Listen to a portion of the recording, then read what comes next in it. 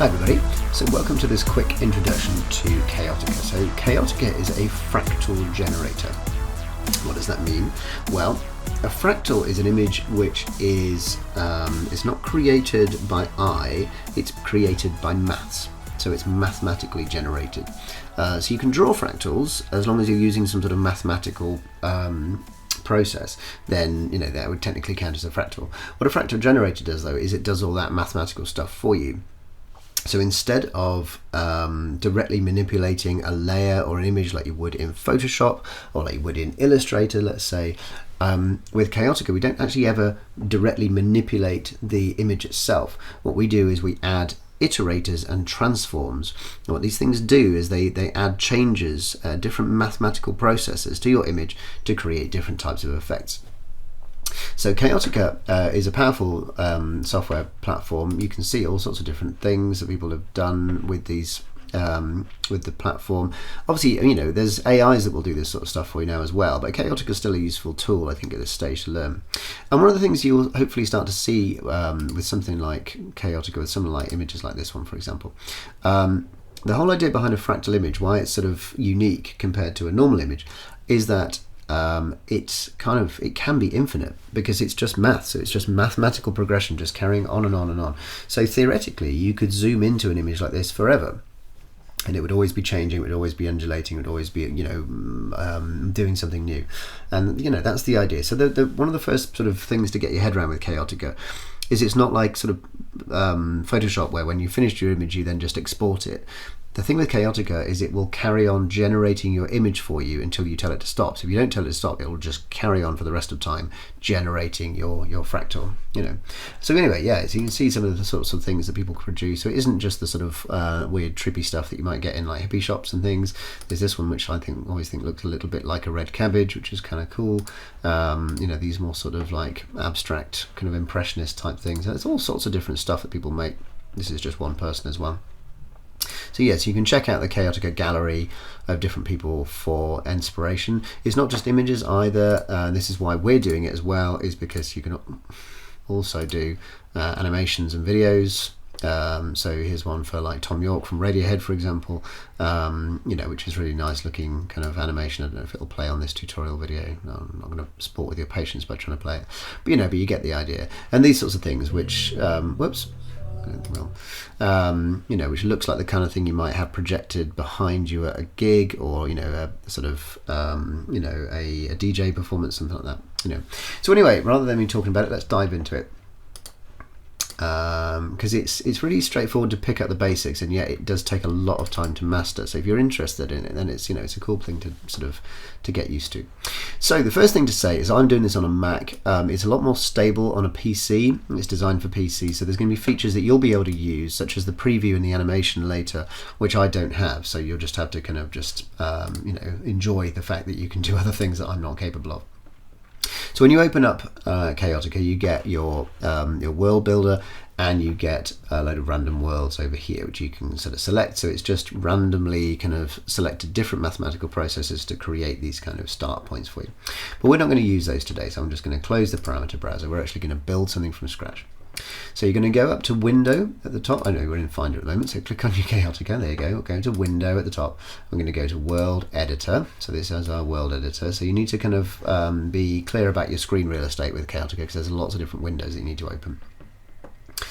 And we're going to you have to come back to this one, go up to Window, and we're going to go to Palette Editor as well to begin with. We can drop this one down over here. We're going to use that one in a minute, and we'll come back to the Animation Editor shortly. Although, I won't open that one now.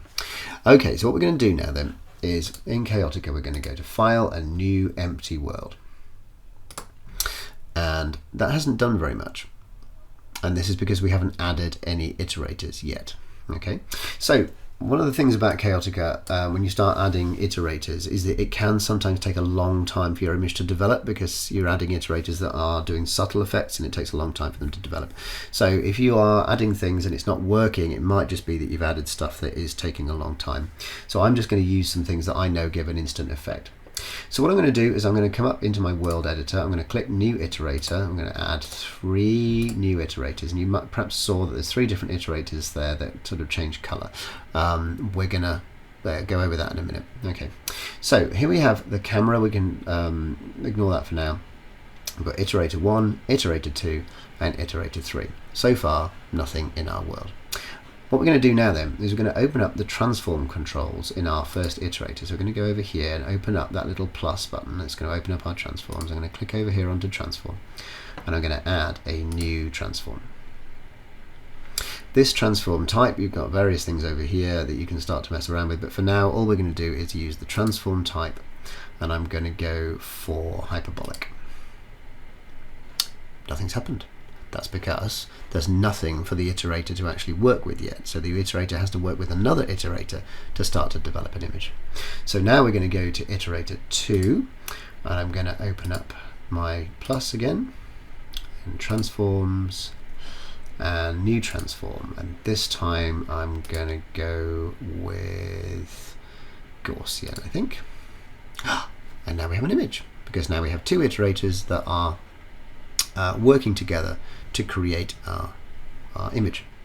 And you can see what's happened is it's already started rendering. So it's already started rendering underneath the image, and you perhaps might be able to see on the tutorial that it's gradually it's getting more and more fine, so the detail is starting to come in.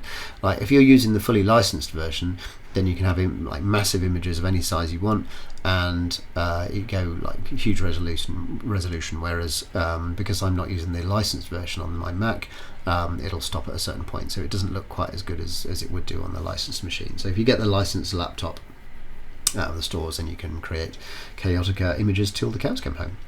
I'm going to go to iterator 3 then, and I'm going to go to my Flam 3 transform, and I'm going to add another transform, and this time I'm going to go the other way. I'm going to go with Mobius. There we go. Okay, that's sort of changed it very subtly, but we'll see the changes in a minute.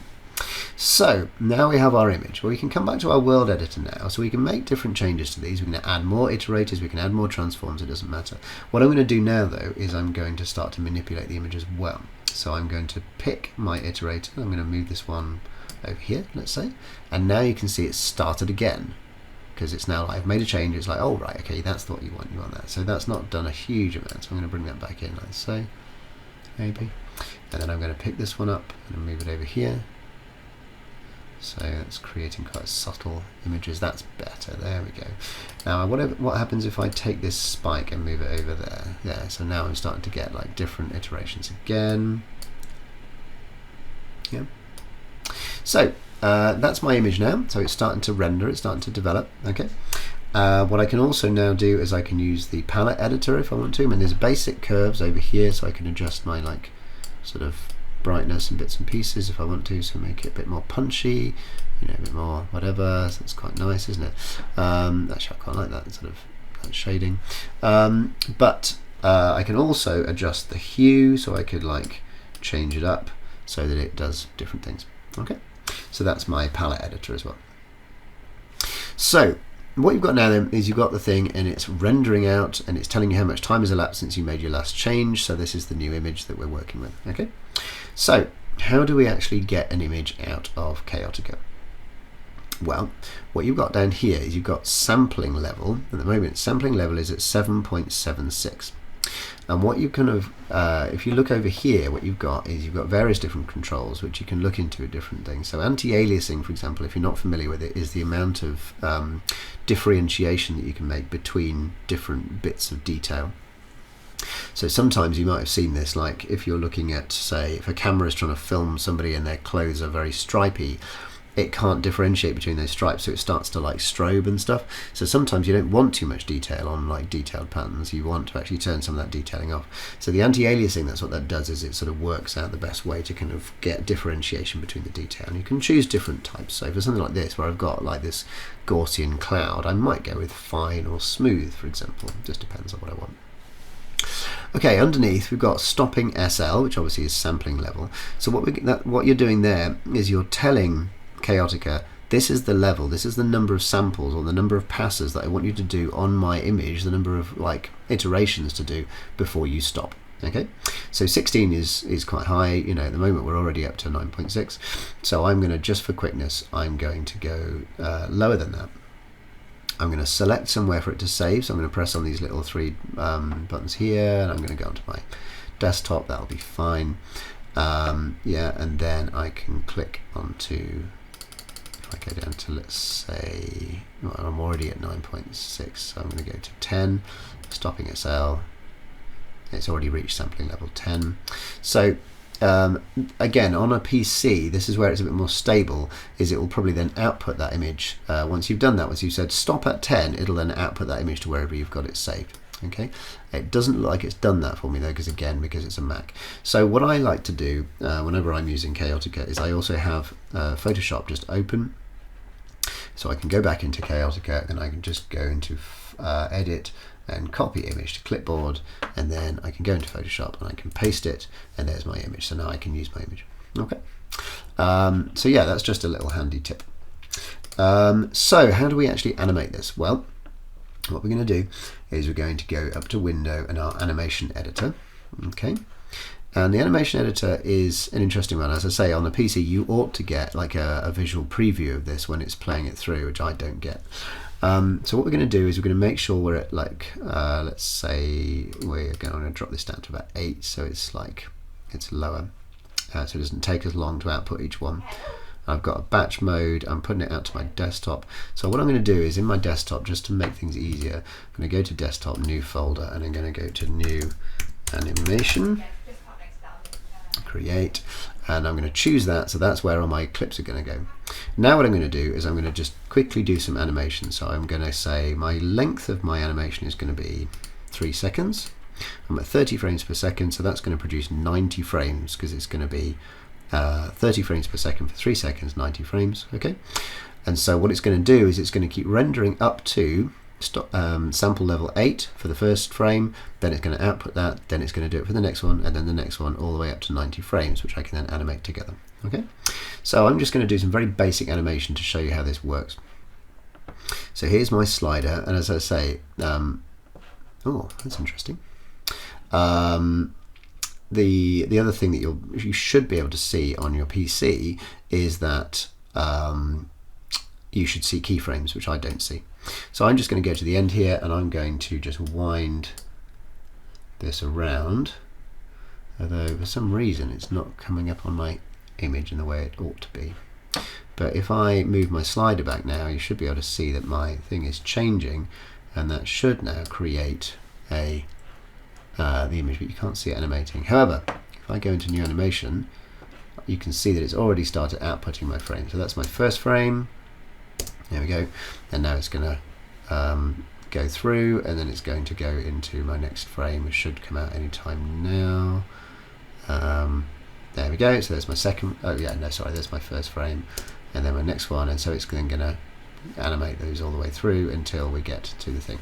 Now, again, on a Mac, what it doesn't do is sometimes it doesn't actually produce the animation at the end. On a PC, once it's done all the frames, you ought to get a little video where it's compiled it all for you. If you don't get that, then you can just take all those frames and just stick them into After Effects. It takes a little bit of time, obviously, because you've got to do it all by hand. But yeah, you take those frames, you stick them into After Effects, and then you've got your animation. Okay, so that's Chaotica. I'm going to shut it down now because otherwise it's just going to keep rendering images out for me. But yeah, so that's Chaotica. So have a play around with it, and we will yeah, see how you get on. Nice one.